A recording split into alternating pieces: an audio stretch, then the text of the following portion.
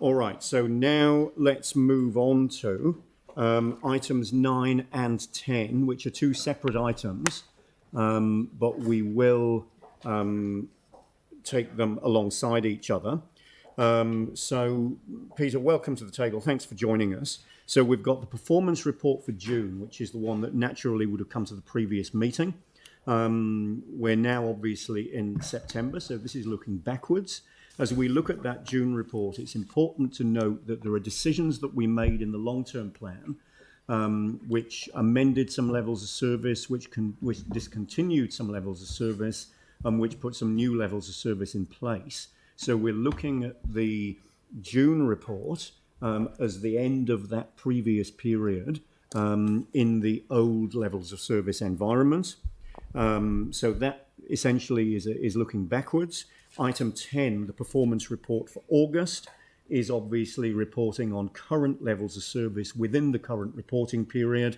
And that's where, if we had any concerns moving forward, any questions would rightly be put. So just in thinking of where any questions belong, anything about the previous period belongs in item 9.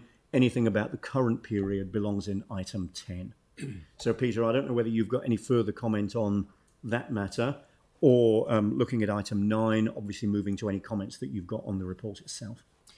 Thank you and good morning. Yes, the June report, the year-end report from the last LTP, closes out the old 18 to 21 LTP. I'm going to propose that in order to avoid a marathon, it would be better to look at the highlights for the year-end report and then move to the topical information from August, because it's simply more current. It's 3 months more current than the old year-end. But it is important, I think, to recognise and respect the achievements of councillors, staff and our contractors for the year ending in June. There are some success stories in there, and they also paint a picture going forward of how the next year will look. So if, Mr Chair, through you, if it's okay to hit the highlights from year end of the old LTP, Yep. but to look in more detail at the commentaries around the current position. Yeah, so essentially if you comment on the two reports together, and then when it comes to decision making, we'll deal with item 9 first and then item 10 second. But if you want to combine commentary over the two reports, then that's fine. Okay, sure. Look, to close out the 2021 year, which obviously was heavily affected by COVID, we only had a very small number of levels of service that actually were made into failures by COVID. They were considerably less. There was only 5 or so in that year, whereas there was something like 17 the year before. And there are other things in there that have almost crept by unnoticed, but at least to the outside world. We had an extreme rainfall event in June, and none of our levels of service failed for the first time ever. So all those mitigations, all that expense, all that work over years worked. I'm not sure that the media picked up on that. It seems like a long time ago, but it was in fact only 3 months ago. We had a hell of an event. So that's worth noting as well. There also, and this is not in the excuses department, there were a lot of levels of service that would have got over the line with 1%, 2% or 3% more. They were very close. An unusual number. Statistically, it sometimes is going to happen. And lastly, as the Chair has pointed out, these are the old levels of service from the 2018 LTP.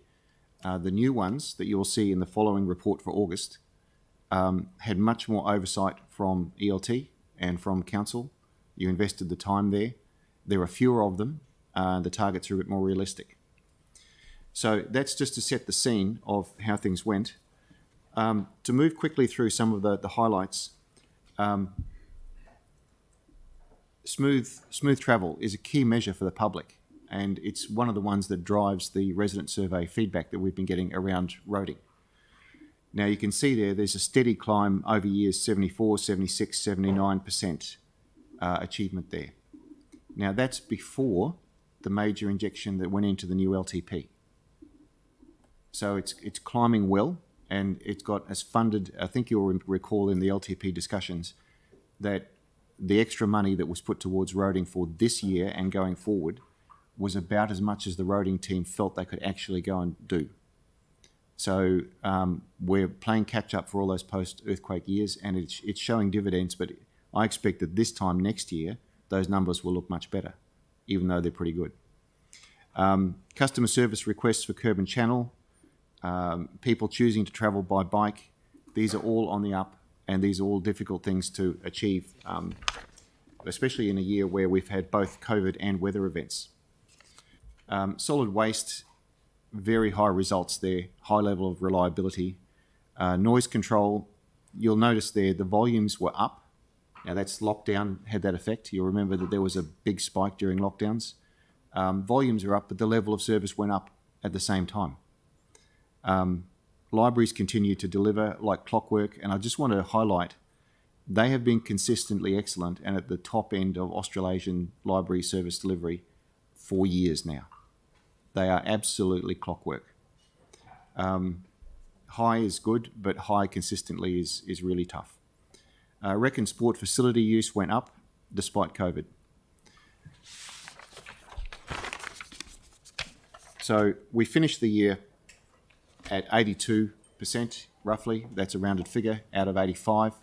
Now taking into account what I pointed out before, COVID lockdown, extreme weather event, effects of not lockdown, including noise and all those sorts of things, that shows a pretty high level of service continuity through all of those turmoils. So that's, in a nutshell, in a 3-minute potted story, how that year went and how we closed out the 2018 LTP. Moving on to the latest report, August report. As I said, there are fewer levels of service. And I should just point out, I'll just backtrack a moment, I should have started this way. The difference between these reports and some of the more operational ones you receive are that they are against performance targets. They're not information in themselves, they're against a goal. And that's a slightly tougher prospect.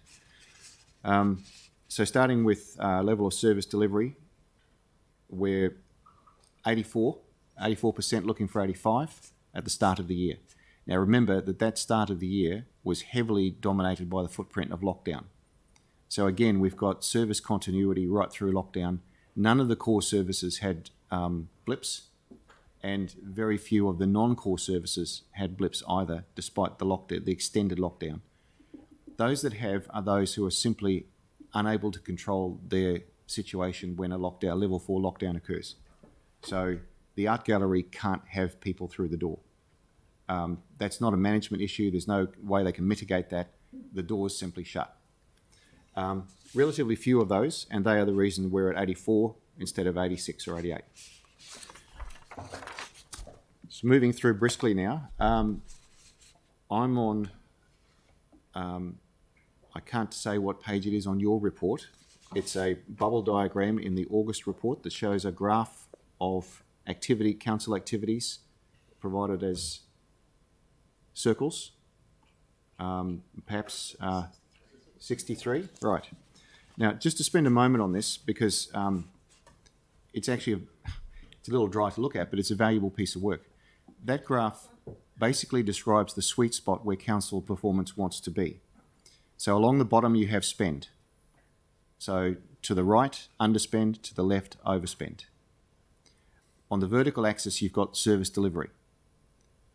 So where those activities want to be is where you can see that cluster up the top, which means they are hitting their levels of service over 85%, and they're also doing it on budget.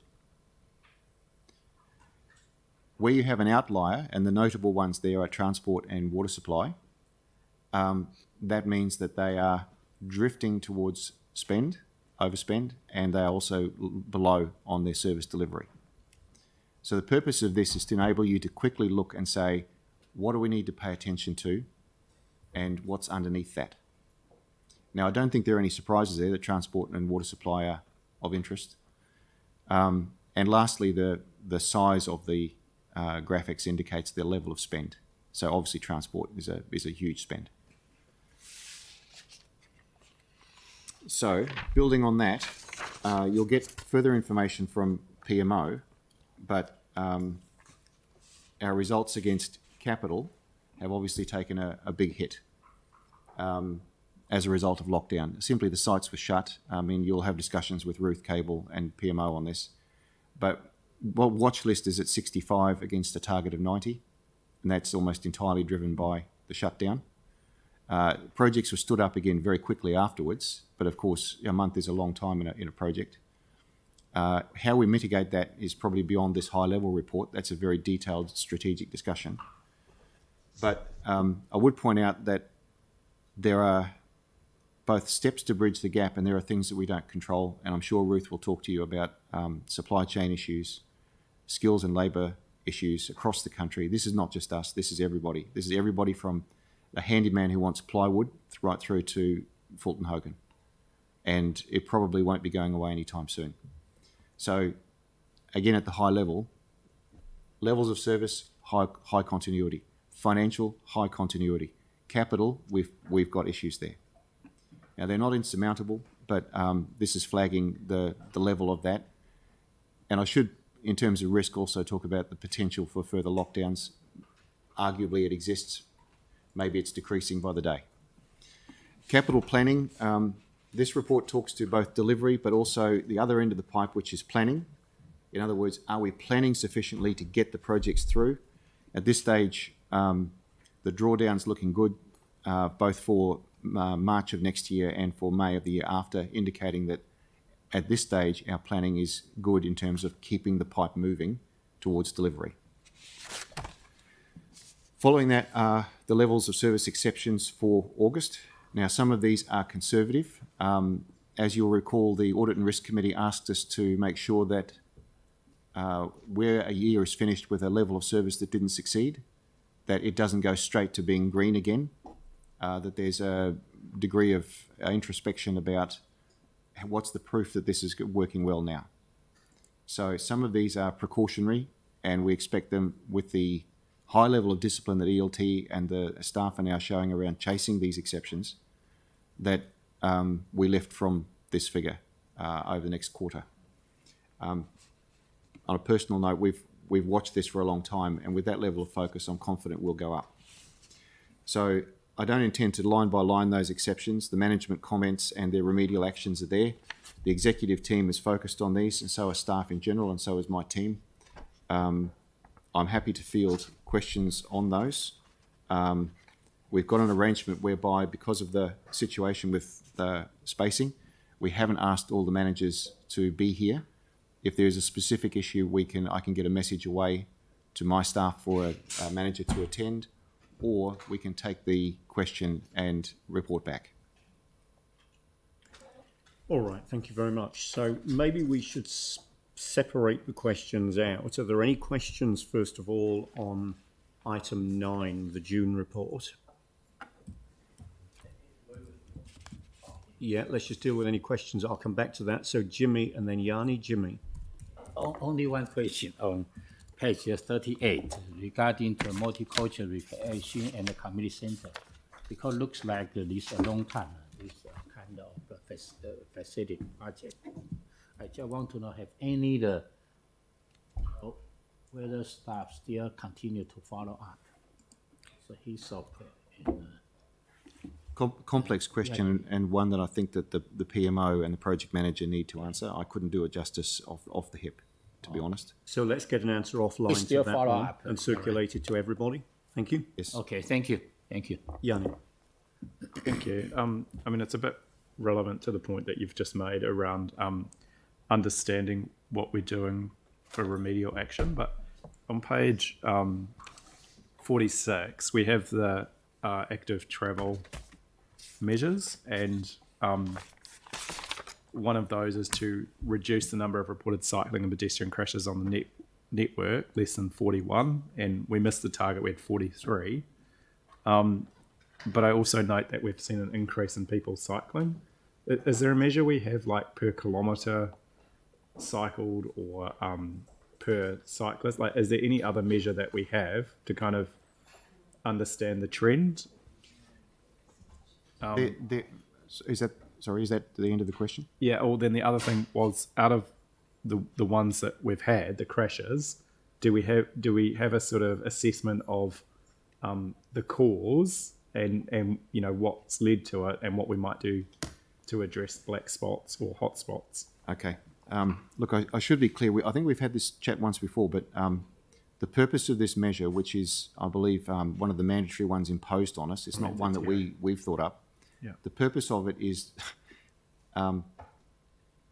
we can't prevent deaths. The purpose of this is to make sure that if there is an event and we have taken all best precautions with our infrastructure, that we go back and look at the intersection, the lights, whatever the conditions may be, and make sure that we follow up that there's no infrastructure contribution to the accident.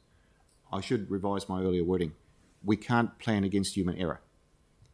But the purpose of this is to say, go back, do the examination. Was there an infrastructure contribution to the accident, and is there something the council can do about that? So it's a clunky measure that comes from central government, and I wish it were worded in a way that explained what I just said, that it's about ensuring that our infrastructure is fit for purpose. Because as it is, it sounds like we're trying to prevent death from occurring or human error. And if it's human error, we can't control that. But if it's our infrastructure, we can. Yeah, it's just, sorry, the kind of question was in terms of the remedial action. You don't get any sense of, you get a very generic sense of keep doing what we're doing. You don't get any sort of specific sense of over the last year, X amount of crashes were caused by this, or, and here's why we think we might reprioritize some resource to focus on, maybe it's some intersections, maybe it's some other, workplace, construction site safety requirements. It's just, I guess that's kind of the quick, what I'm really trying to understand is, where do we get that more specific remedial action response based on the evidence of what's happened rather than the generic? Okay. Look, this is a summary for the purposes of the committee. I'm aware that the transport, roading people, and nets people have a very high level of competence and detail that would sit below this around what were the contributing factors and so forth. They do a lot of work in this space. It just maybe isn't represented on the page because it's quite detailed. Are we able to get like a memo or something? I should add some of it may also be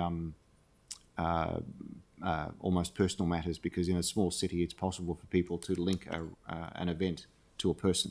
So we just need to be a bit mindful of the sensitivities around that. So look, I'll take away your question, go back to Lynette's team and see if we can come back to you with information about the analysis below these words. Yeah, that would be really and helpful. the contributing factors and how they're being dealt with.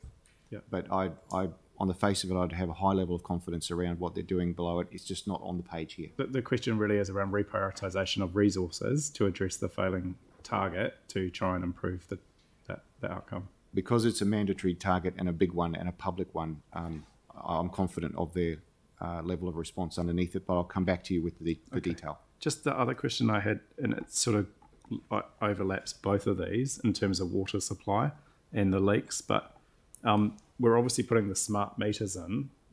Which page are you referring to here, Yanni? Where are you? It's just water leaks. No, it's well, it's on both really, but sorry, I'll just try and flick through.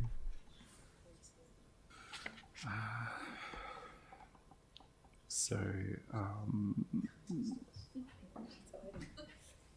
yeah, it's up in page 42. 42, thank you. Yeah.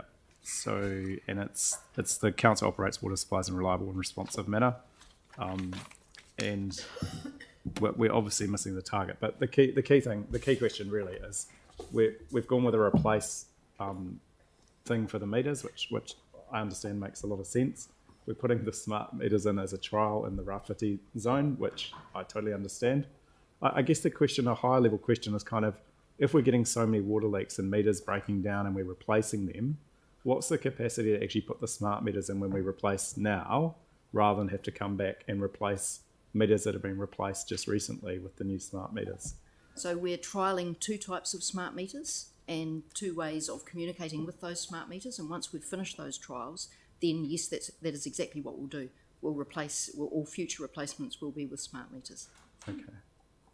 And what's the sort of time frame for that trial to be?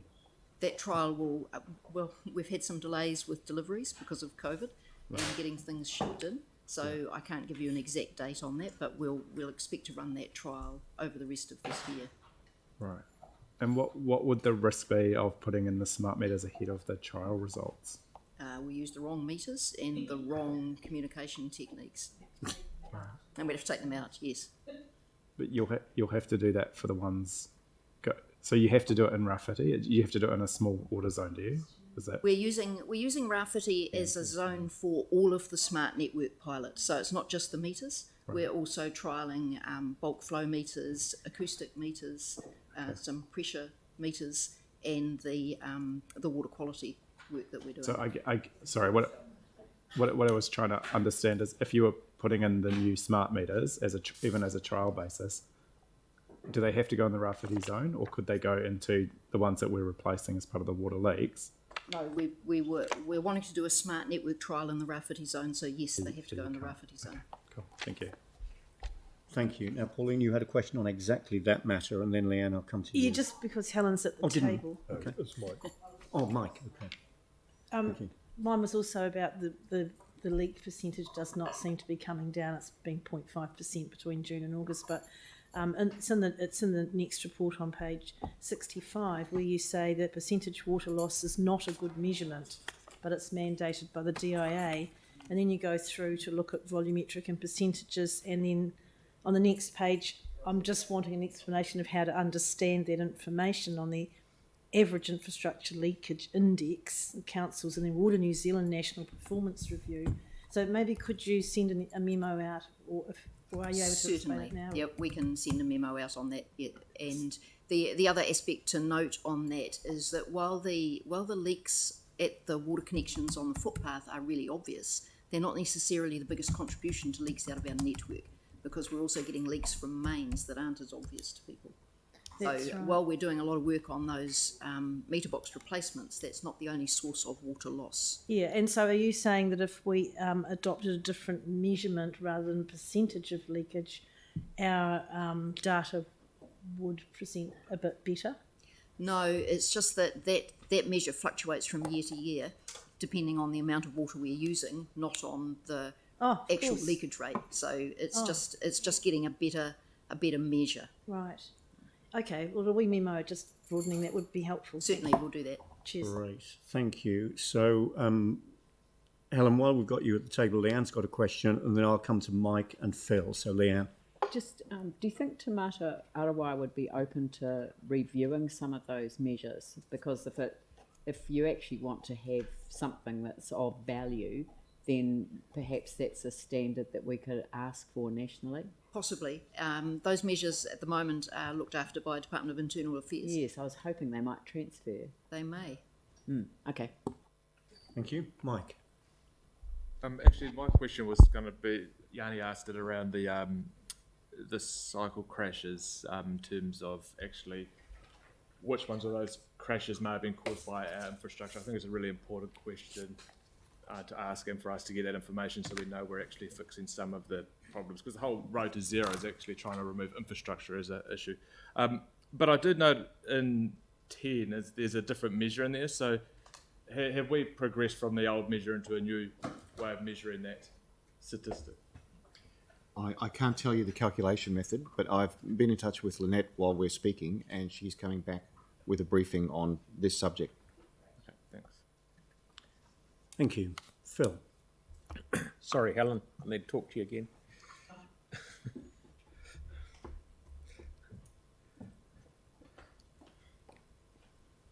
On page 65, are we, as far as the leaks go, are we prioritising the ones that are leaking the most, or are we prioritising, when we're doing replacement, changing asbestos pipes? So those are two different questions. So in terms of leaks, we prioritise major leaks. Mm-hmm. So yes, we prioritise those that leak the most. In terms of the asbestos cement mains, we prioritise those by condition of the mains. So that's all done by the condition assessment. Yeah, no, what I'm getting at is, should we go, this old main's not leaking, so we should throw all our effort at leaks? Or is... No, we need to do both. Okay.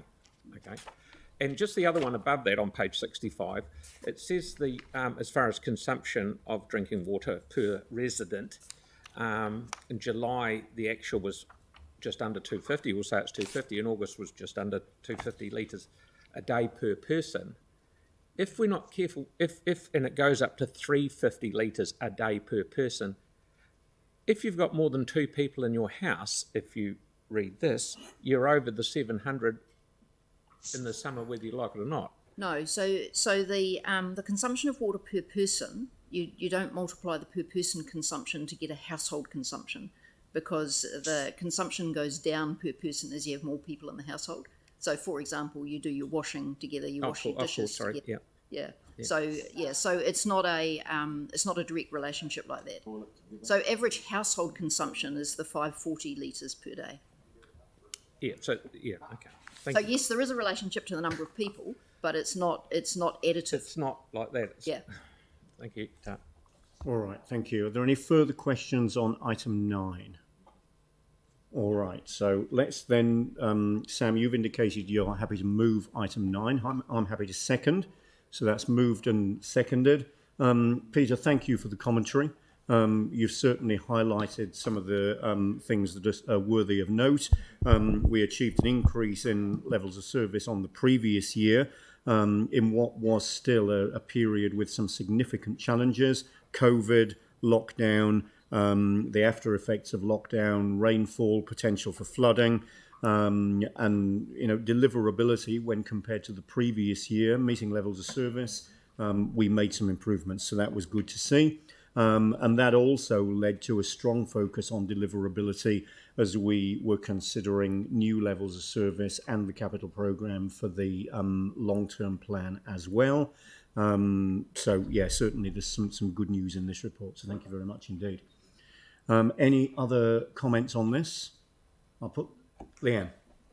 Just briefly, I did want to pick up your comment because I wrote it down before you said it, which was, and it was paragraph 1.4 of report 9, no levels of service that did not meet target as a result of the extreme rainfall event in June 2021.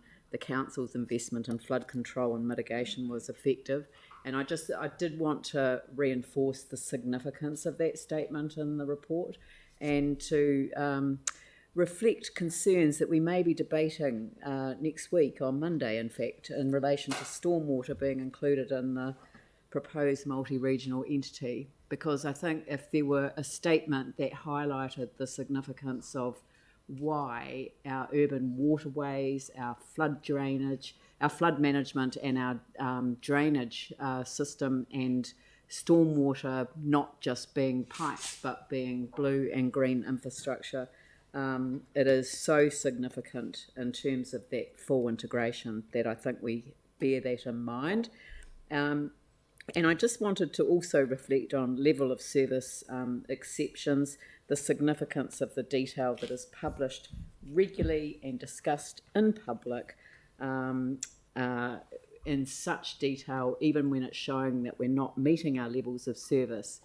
Would a large entity at such a distance from different parts of the community meet that test? And that's, I guess, the question that we'll look at next week. Thank you. All right, so I'll put the motion. All those in favour say aye. Against? That's carried. So then moving to item 10, are there any other questions that people have got that specifically relate to item 10? So Pauline will move, Tim will second. Any discussion on this item?